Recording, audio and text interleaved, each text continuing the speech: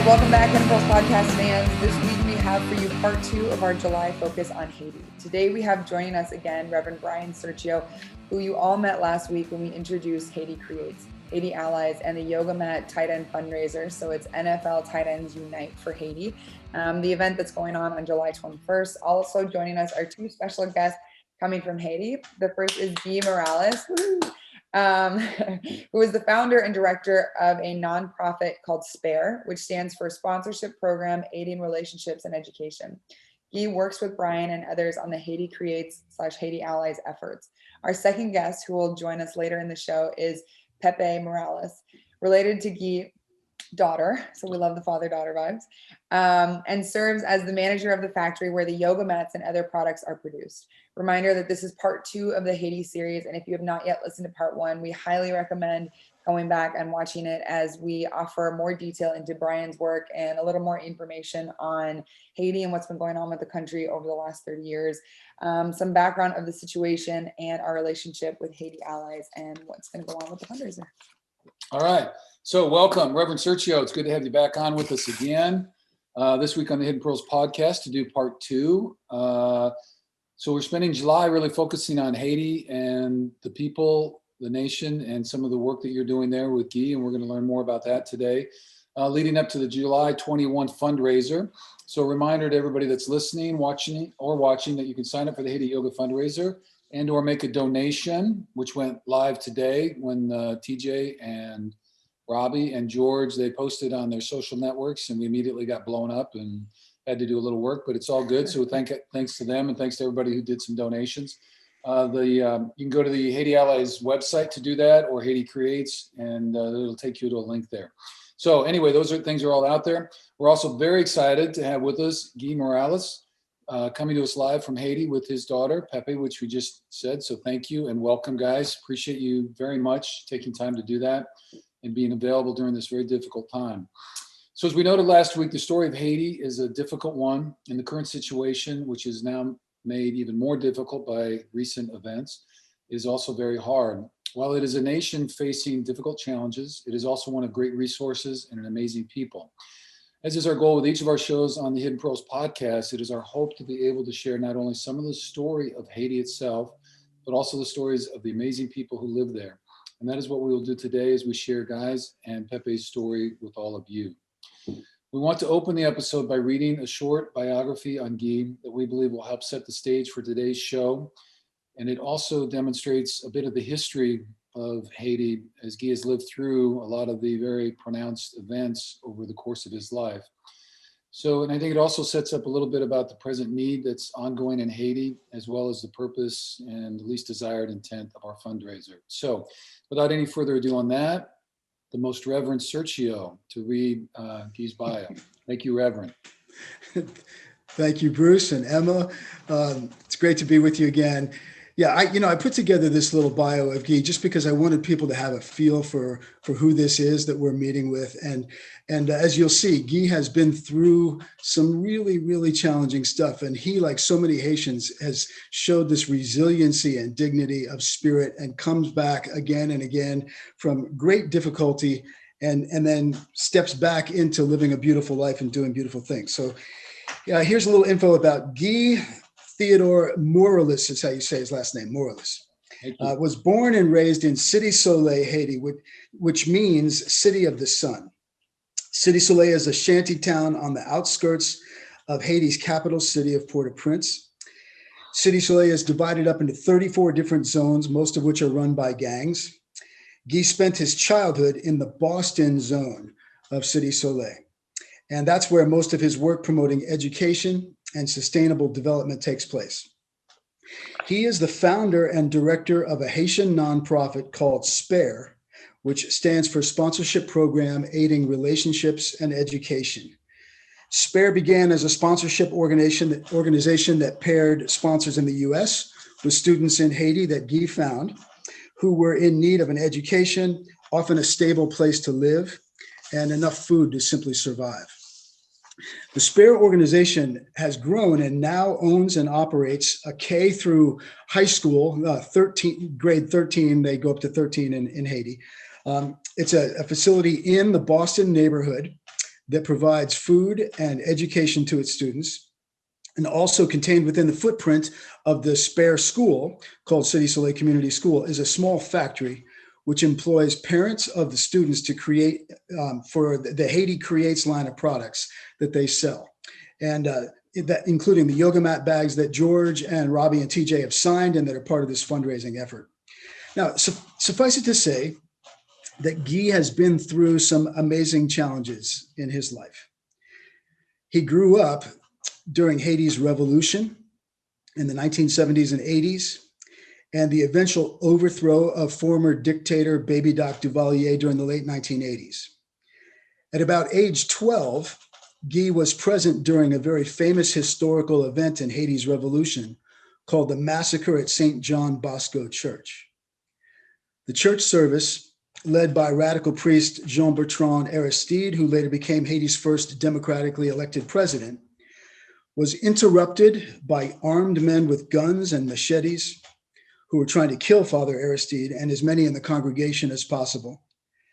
Many people were slaughtered that day, and the church was burned to the ground, but Guy, who is a quite adept athlete himself, was able to get out of there and scale the high wall of the churchyard and escape with his life. Guy's brother-in-law was abducted and killed by the dictator's private militia called the Tonton Macoutes. His mother, who was desperate to protect the children and the family, finally decided to flee Haiti on a boat and seek asylum in the US. The boat was intercepted by the Coast Guard, where Guy and his family were detained and imprisoned at Guantanamo Bay, Cuba. Eventually, Guy and his mother were able to relocate to Miami, where Guy completed his high school and college education. He then returned to Haiti in about 1999 with a dream to help take care of his Haitian relatives and to start an organization that would provide an education for orphans, street kids, and for some of the poorest and most vulnerable kids in the area.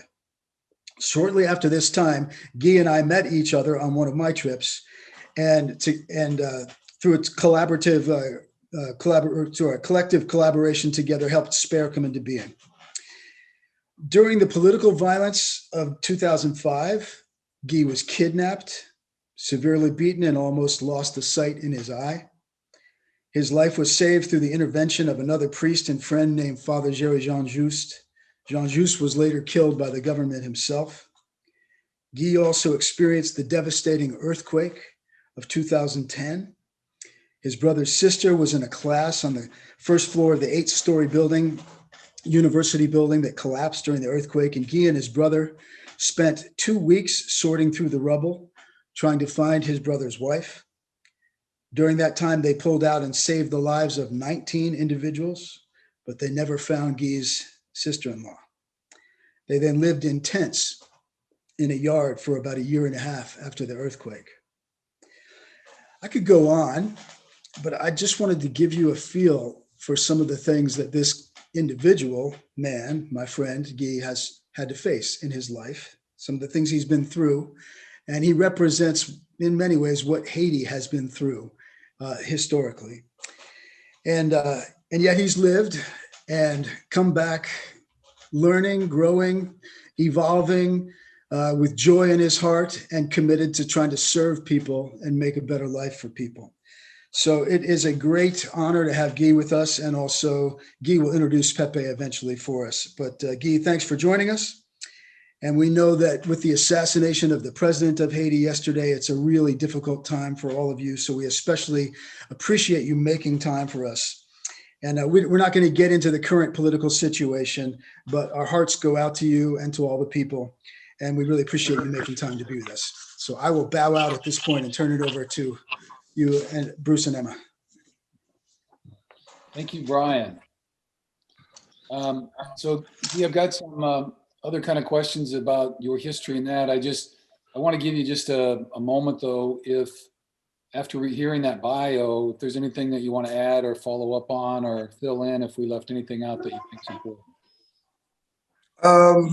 I want to thank Bryan for the bio, and as he was reading it, it's so much going through my head as experiences. I think he's done a great job resuming, what he's resumed for the people to know about me. Okay.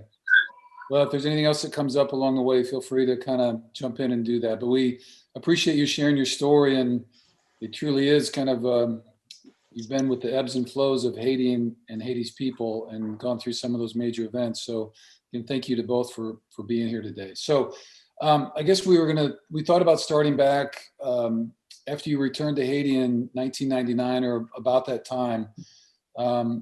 You got your education in Miami and then came back to Haiti, and clearly you were very committed to trying to help the people of Haiti. And so we'd like to kind of start off just trying to understand, what motivated you in that way to try to do more than just go back to Haiti and survive, but yet to go back and to help others who are less fortunate than even what you were facing in your life. So what pushes you to do all this? I realized I was very fortunate in my life because I had a father and a mother who really valued education. So I didn't grow up with my father. My father died when I was a year and 3 months old, and my mother had 7 children. But at home, it was always a matter of church and school.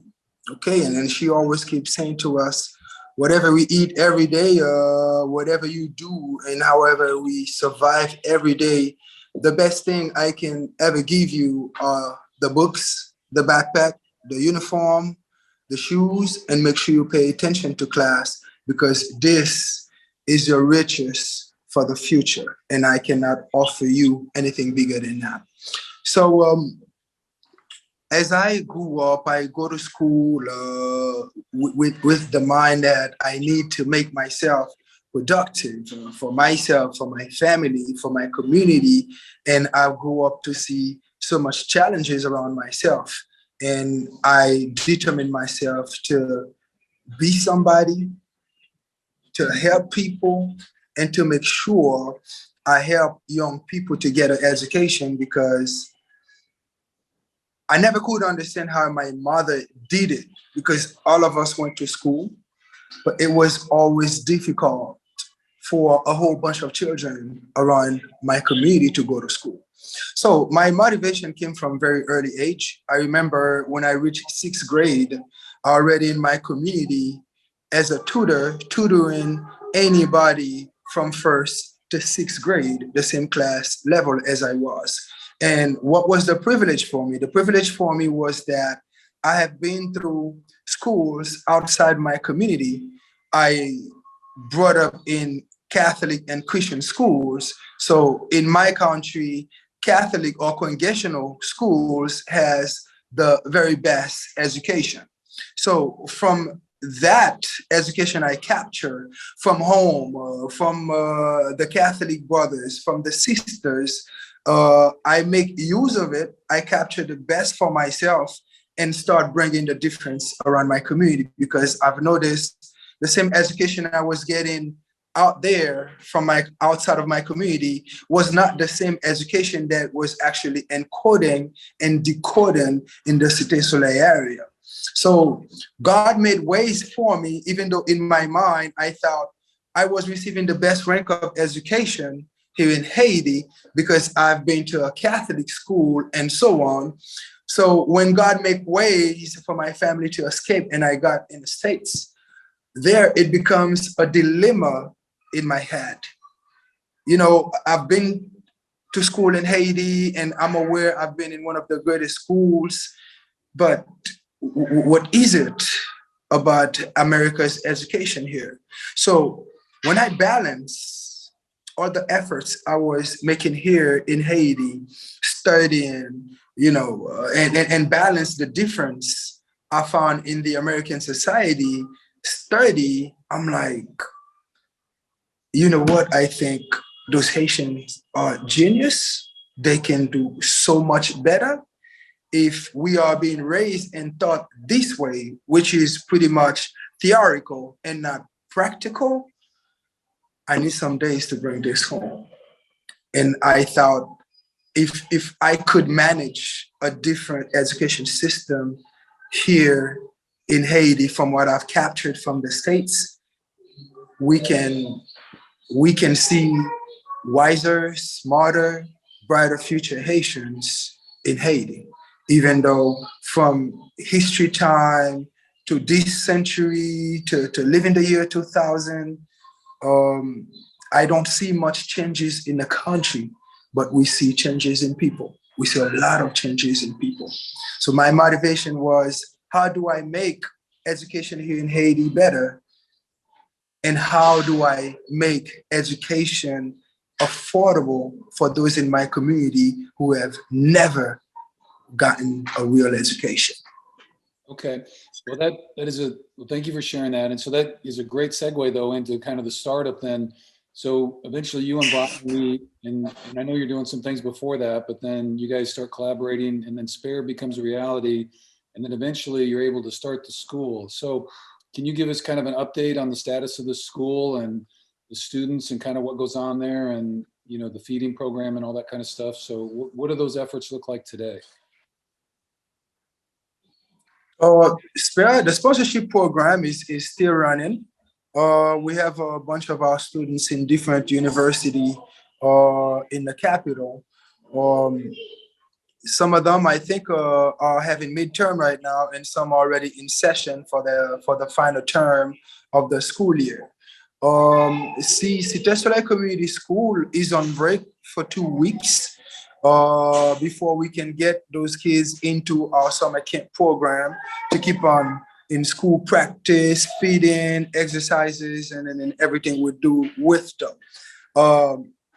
Meanwhile, as you know, the political situation in Haiti rise up to a different level, and the assassination of our president seems to shift schedules and calendars and activities around much in every activity around Haiti. So as an update right now, nothing much is going at CSCS other than the factory operation going on every day, since every single workers of the factory are parents of our Sirchio Children Community School. So since they're just neighbor to that small industry inside of the school, we're still having a factory operation, but very difficult because the community has been facing a lot of violence lately between gang-related members and fighting over power, over space, over control of the community. Is a lot of craziness going around right now, as I can tell you as an update.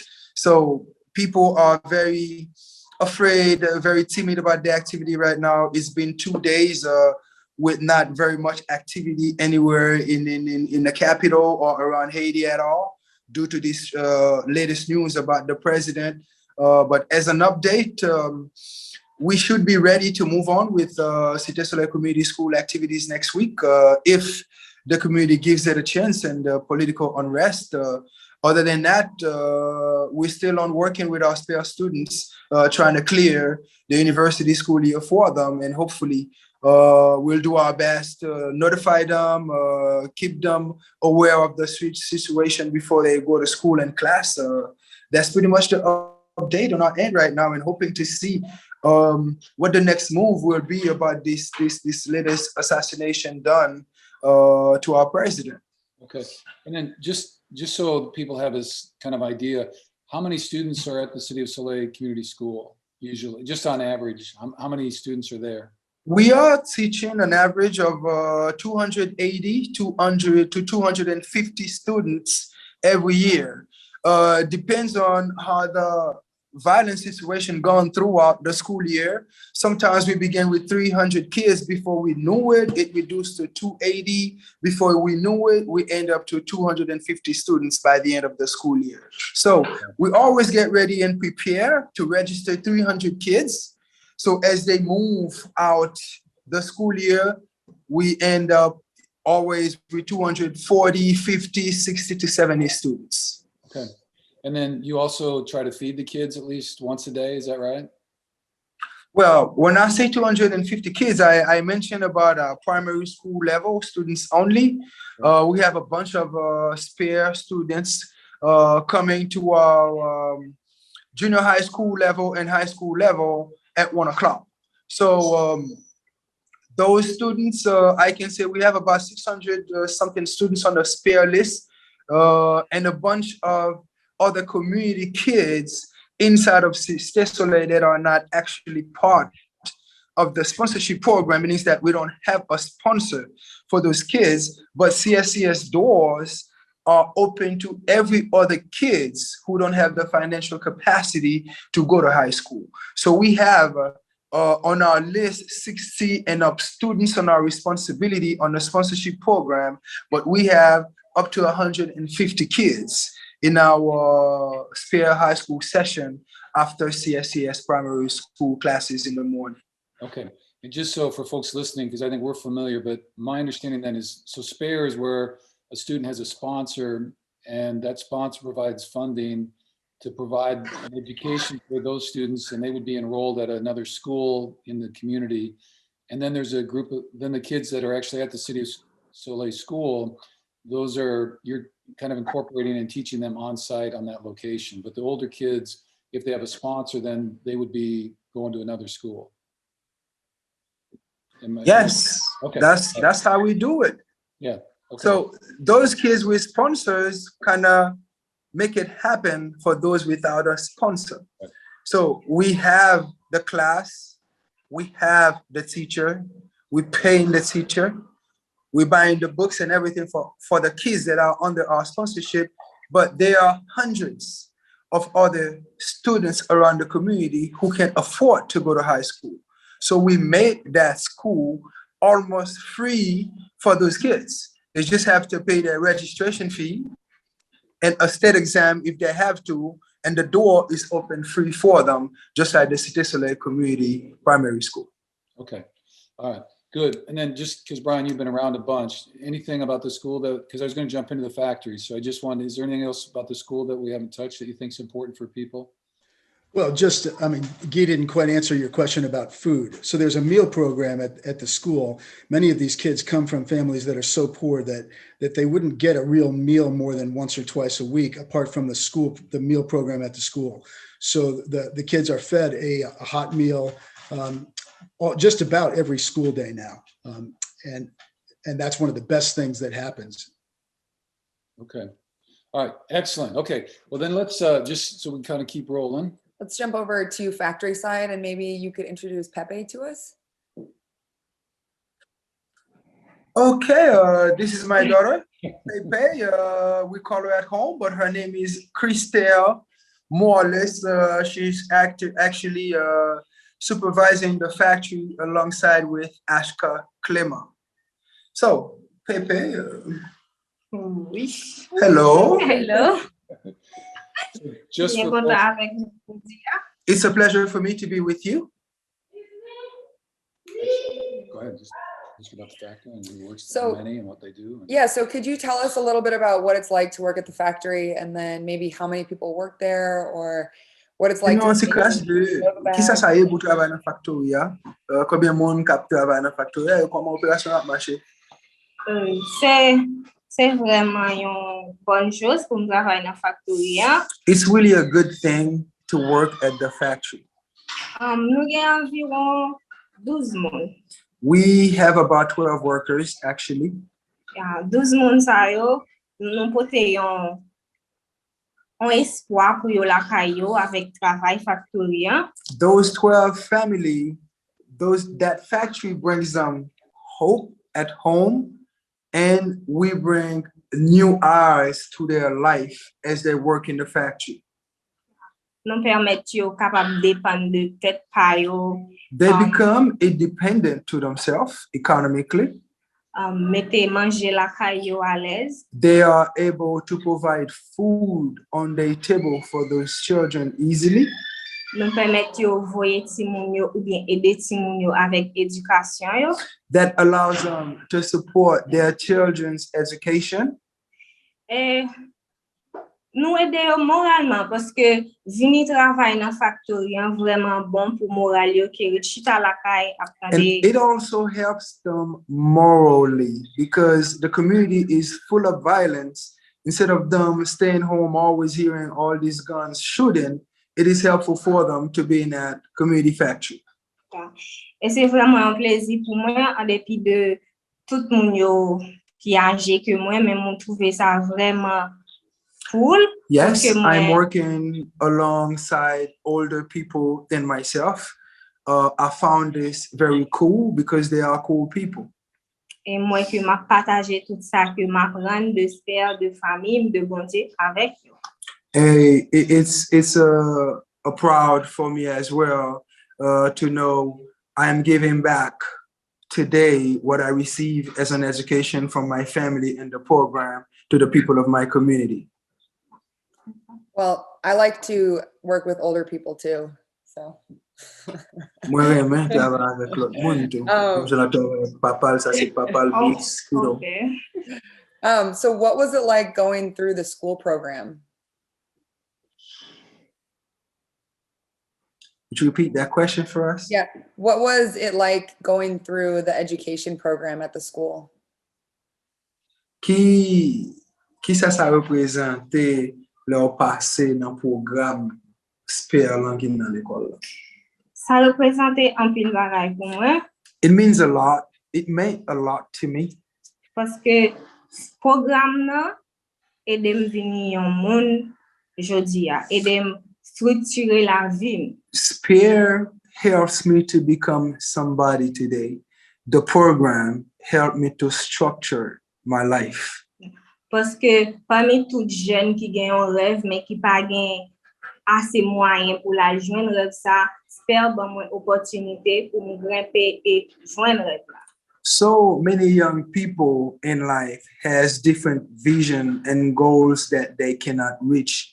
I find myself very fortunate to find a program that helps me to climb up to meet my vision. Cool. Very good. Okay. Can we tell us a little bit about, so part of the focus with the yoga mat bags, we got some of them that were the rice bags and then some of them that were made out of the recycled water bags.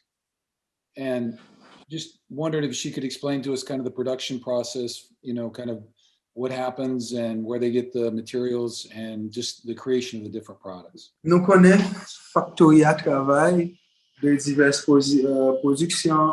Nous avons une valise yoga, une valise yovan, bien qui fait avec diri, bien qui fait avec sachet de l'eau. Prends un petit temps pour parler de production, comment on fait production, et puis côté bagay ça au sorti.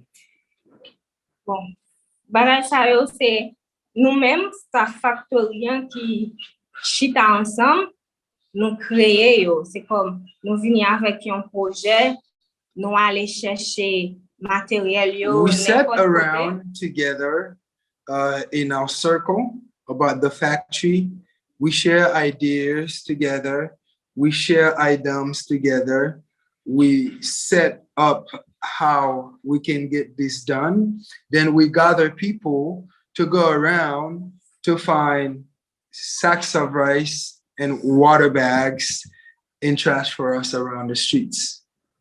Li konnen un peu difficile pour employer nous exactement ça que nous besoin.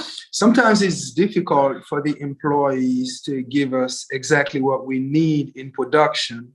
Mais avec un pile compréhension et patience, nous toujours arriver à accomplir ça que nous besoin. But with lots of patience, lots of explanation, and then helping them to get where we want, they always get it done properly.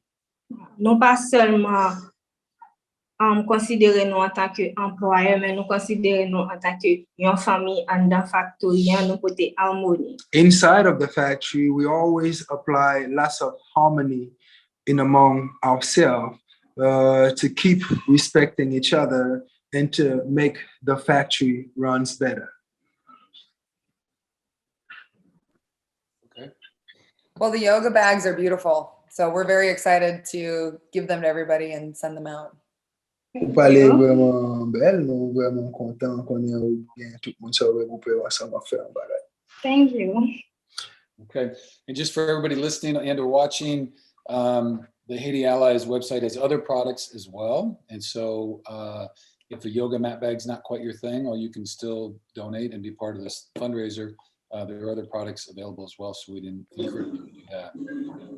Yoga Day, li wè, Haiti, les à travers nous fait plusieurs autres produits, pas seulement yoga bag, qui c'est avec ça pour le travail, mais c'est un plaisir pour eux qui va les productions nous nous a fait pas bon ici.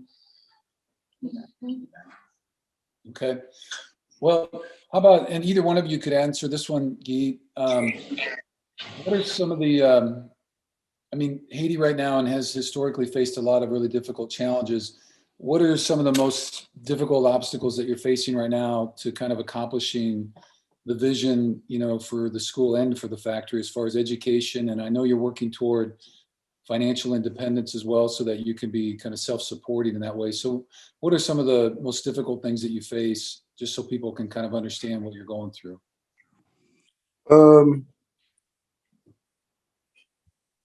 It's so much I can tell about, but the most difficult thing right now is the violence in the community. It's not an easy thing. It does not make the environment easy to work with, no matter all kind of evolution and progress we're trying to have at the community school of Cité Soleil.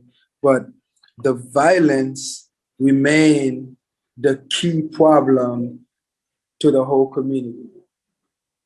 You know, to the whole 500,000 people living in the commune of Cité Soleil. Yes, we have lots of other financial challenges, you know, things that we can work, we can do things, our partners can, you know, have fundraising like we're trying to make the efforts right now with your family, Mr. Bruce. But the community itself is a big challenge. It's a challenge with violence. It's a challenge on how politicians and the private sector are using, you know, the poor, uneducated guys in community like Cité Soleil, which is another reason of having myself there, providing a different route to the future generation of Cité Soleil, rather than just letting them know you can just make use of a gun, you know, and rank your name big and make money big. But it's never, you can become a criminal and you can kidnap your own community.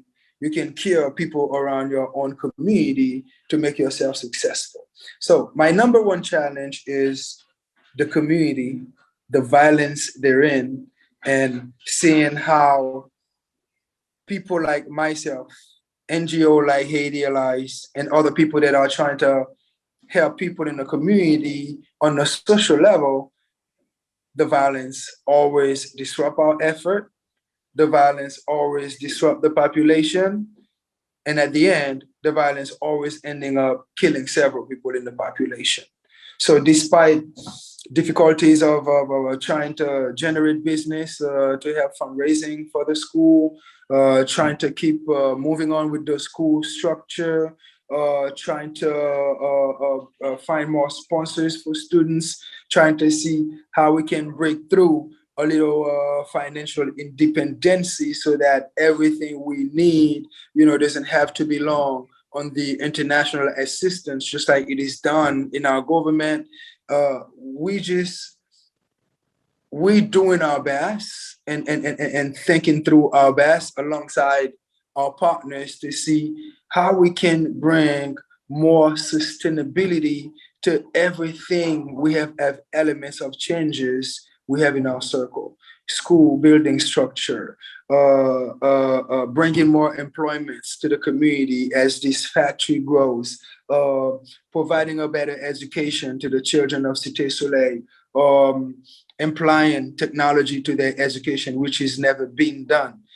It's so much of wish on our list, but mainly right now, we can only go by our priority, which is the facility, educating kids, feeding them, make sure they're healthy, make sure they home, make sure they have a place to stay, and we can do more than that.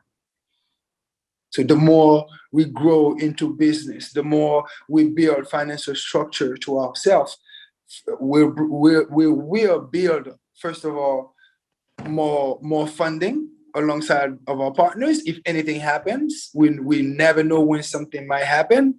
And we're building more pride to ourselves, just like the parents are working in the factory right now, knowing, you know what, we help, we contribute in making this happen for our children.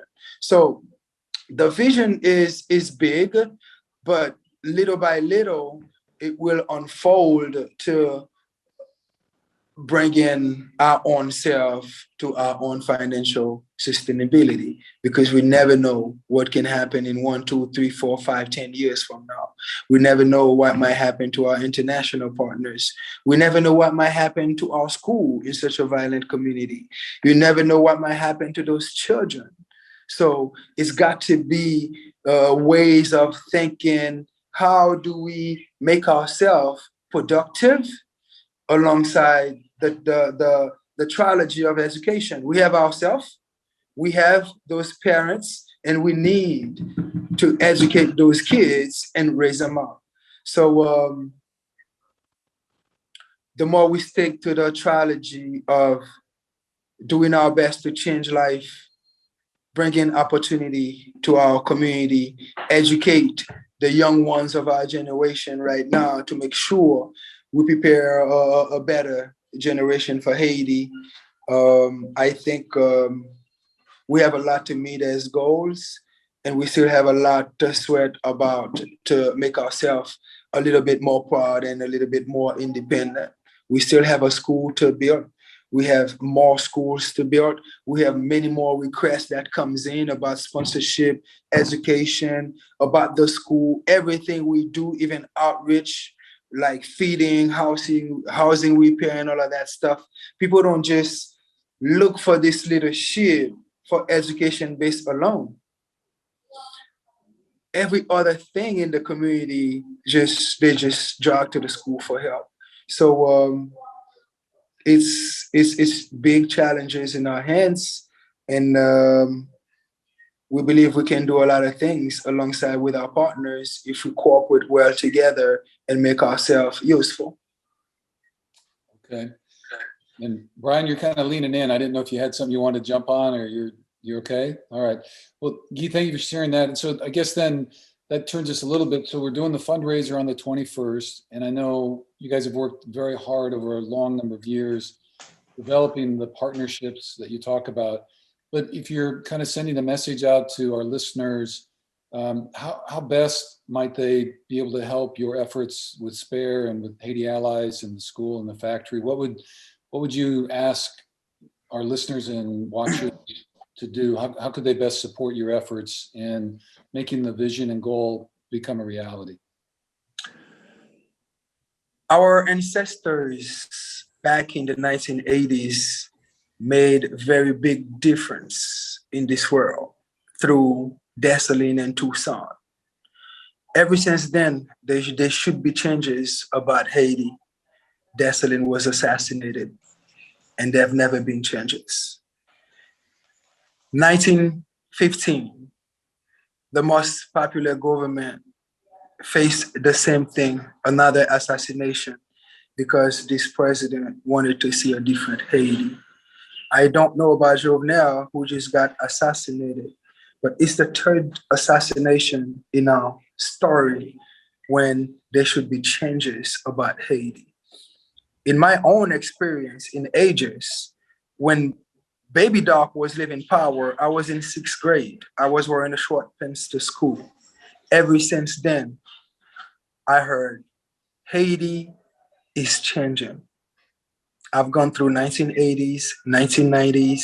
I've seen decades of things that are happening in this country. My mother, 83 years old nowadays. Back when Estimate and those other presidents was about to get on power, they did say Haiti was about to change. In 1990, when Jean-Bertrand Aristide got on power, we still hear the same preaching. Haiti is changing. But see, if I did not get lucky enough to have this loving, beautiful mother I have, who believed in education, in that one key that can make your life productive and that can save you to a brighter future, I don't think I would be the man I am today. I may not be able to change history right now, but I can change lives from the education I receive. I'm sharing it. I've seen good results of it. When I just began this in 2001, I was working with young people. Those young people right now, they are school principal, they are teachers, they are engineers, they are computer programmers, they are out there in some field of work. That's the goal of what I'm doing. Because how good would it take to provide a fish to somebody every day when you can teach that person how to fish its own fish?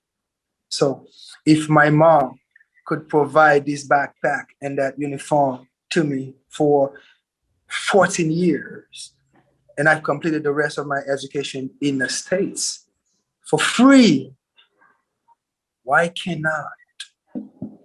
it cannot be that education in Haiti is also free? Why is education a luxury in such a Black country? Haiti has a beautiful history.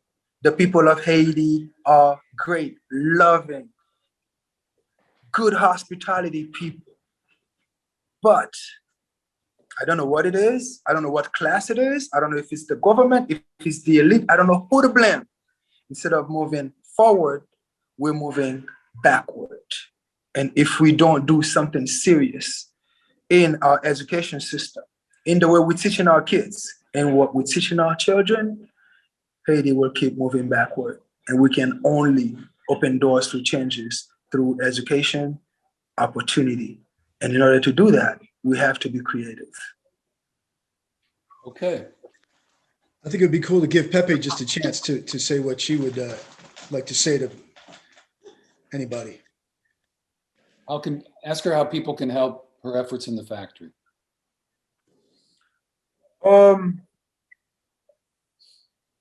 I remember when I just started what I'm doing, I didn't even meet Bryan yet. And I always ask myself, how will I be able to do this?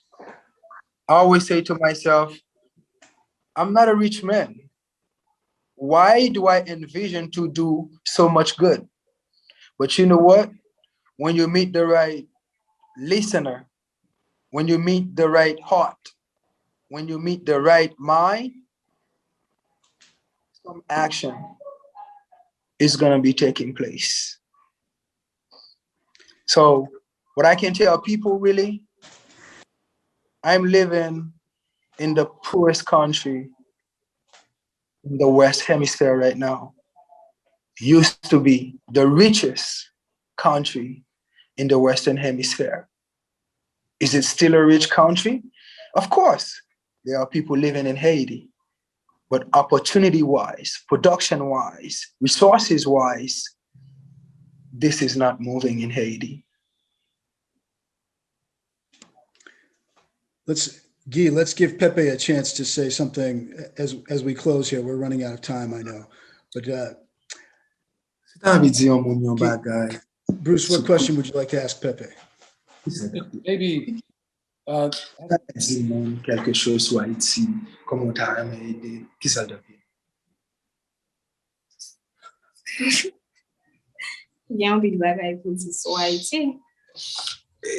So many things I could say about Haiti.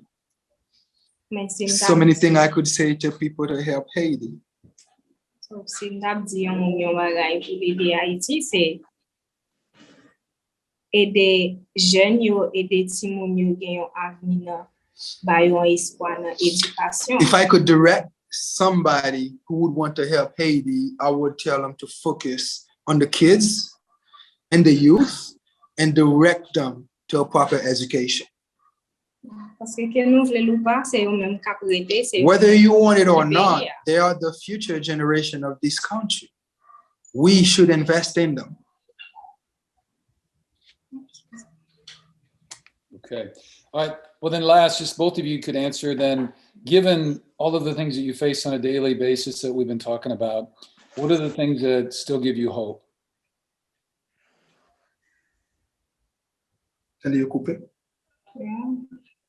Got one tiny little break up here. Oh, We didn't hear you. I was saying, given all of the things that you are facing and that we've been talking about, what are some things currently that give you hope? That's a big question. The one hope I would need right now is to see a peaceful Haiti. Haiti is on a bad path right now. The political situation is pretty weird. We're on a chaotic thread in Haiti right now.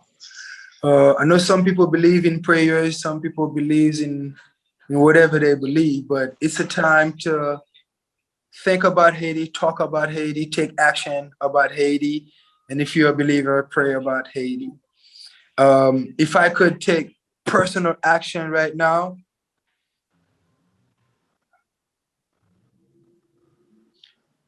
I would get rid of this regime and we initiate a different group of people in Haiti, eliminate this matter of president, delegate, senator, this and that, and have this country directed by a set of people, a group of people, just like we're doing right now in this meeting. I think Haiti is too small, too much of a small country to be running by so many people, and 300% of the elite owns all the resources and making all the money on this island. We don't even know if we can talk about resources, but Haiti needs way much more than it seems to need right now. And what it needs most right now is stability, political stability, so people can go to work, so people can invest here, so foreign people can come back and forth on a touristic level. A lot of money are missing on this island right now because people are not coming here. We have a big red flag of violence on the island. So what we need most right now is political stability. Okay. Anything else can come after that. Right. Okay. Any, maybe Pepe, just a word about what gives her hope in her day-to-day work. Bien, ken mo nan travay ou a parler de moun kap travay ou ki le ou travay, kom ou travay. Employé nous yo travail chaque jour sauf week-end. Des fois les samedi. Oui, des fois, on fait ménage. Okay. They work 5 days a week, sometimes 6 days a week, up to Saturday. And when they doing maintenance around the little factory, they work 7 days. They take Sunday for cleanup. On travaille de 8 heures à 3 heures. We work from 8 to 3. Hey, Guy, I don't think we communicated the question quite. What gives Pepe hope in her heart for herself, her own life, and the future of Haiti? What helps her to feel like there is hope? Comprends, Te Pepe? commencé pour 10 ans, te commencé. Mon entre tel travail tel Bryan demandé pour continuer. Répondre spécialement avec question qui ça qui bon espoir, qui ça qui surmonter là où mon yo a travaillé dans factory ou qu'on a travaillé pour l'école là ou qu'on a travaillé dans intérêt ça qui dans compound là où mon yo a travaillé comme ça qui ça qui en dans personne intérieure comme espoir. Bon, avant tout, je me sens content. Les mois où je travaille comme ça. Il a touché. Et espoir, c'est que si je dis à nous. First of all, I'm always happy to see them working. Secondly, it brings a lot of hope. The first hope it brings to them, they own a salary. Et l'autre espoir, c'est que si je dis à nous travail, 10 moun travail, demain nous travail, 30 moun travail, après demain nous travail. And the hope I have is, if right now we are working with 10 to 12 people, maybe in 1 year, we'll probably employ 20 to 30 more people.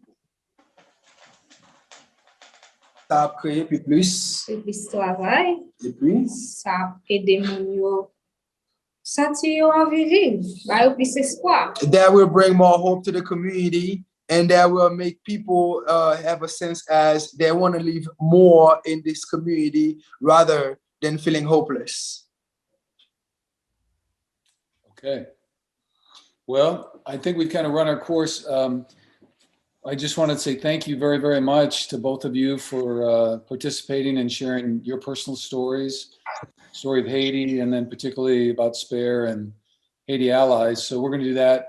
I think we'll add all this stuff to the show notes about where people can donate and all the links and all those kind of things. So Guy, thank you very, very much for your time. We're pretty excited about the upcoming fundraiser. So we're already getting a little bit of action on the old Haiti Allies website. So encourage people to go there. Please give Pepe our best and our thanks for her participation. Bryan, any closing words there from the Reverend? Always a word or two from you, I think. No, the three of us can follow up after this. I just want to say thank you, Guy, especially today for making the time. And Pepe, merci un peu. It's on us. It's on us to thank you. Pepe. It's on us to thank you. It's not just a pleasure. It's an honor for me to talk to you guys on behalf of what I do here, on behalf of the benefit of what's going on for the people of Cité Soleil. It's on me to thank you, Bruce, for putting so much time, energy into this. Your daughter and your superstar, George. I wish I could watch the next San Francisco 49ers game, man. Tell this guy, tell George, I will be watching the next game. I want to make sure I spot him on the field. And thank him from the bottom of my heart. And people, humor, good sense of life, and God is going to make it happen. Thank you very much for all your efforts. And thank you for putting all the possible efforts to take it to July 21st. Thank you, Emma. Thank you, Bruce. Thank you, Bryan. I love your efforts. Thank you, everyone. All right. Thanks. Thank you. Okay. Thank you so much. All right. So very grateful for Pepe and Guy for joining us. So on our thanks to Bryan for helping set that up. So anyway, just really appreciative of that. So ways that you can help right now, or one, for the fundraiser coming up, go to the Haiti Allies website or Haiti Create. There's a link there that'll take you to the Haiti Allies website. Sign up for the July 21 fundraiser, the Tight Ends Unite. So there's different various levels that you can do, and so do that. You can also just straight up donate, which would be terrifically helpful and all that kind of stuff. And don't forget the opportunity to get an autographed, a triple autographed NFL bag with 2 Pro Bowlers on it and a third that should have been a Pro Bowler. I already mentioned donating money. We really ask you, if you're interested in this and appreciate it, if you could share it, either share a link to this podcast and or any of the social media stuff that's on George, TJ's, our website, and as well as our social media, and I'm sure Bryan's as well. So share that with others and invite them to join us.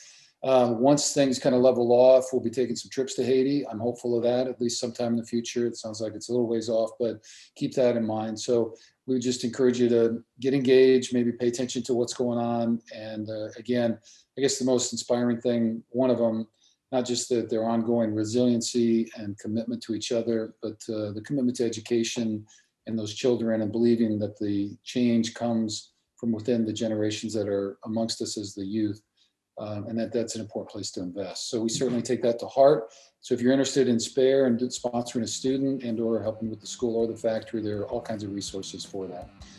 Reverend, anything else you want to add that we might have omitted or missed?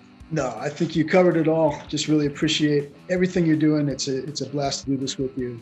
Really good to be together. All right. Well, we're looking forward to it. And we're hitting a few of the more of the media links. And so Robbie T's doing one actually tonight with us as soon as we hang up. So we've got a little Wisconsin media going. We hit up some Iowa people. They're interested. And so we sent our social media stuff. So we're hoping to get Iowa, TJ and George on some of that. And then we hit up a few of the folks that hit the Niners. So we're looking to try to get a little bit more media broadcast. So, but anyway, hit share. Remember, there's a limited number of Zoom seats in that fundraiser. So get yours today, by golly. All right, Bryan, we love you very much. We'll stay in touch. All right, we'll keep pushing it out. And thanks to everybody for listening and watching, and all of our fans, followers, and whatever else you might describe yourself. But we're glad to have you along for the ride. So thank you very much. Emmy Lou? Good. Thanks, Bryan. This was great. All right, guys. See All you. right, guys. Bye.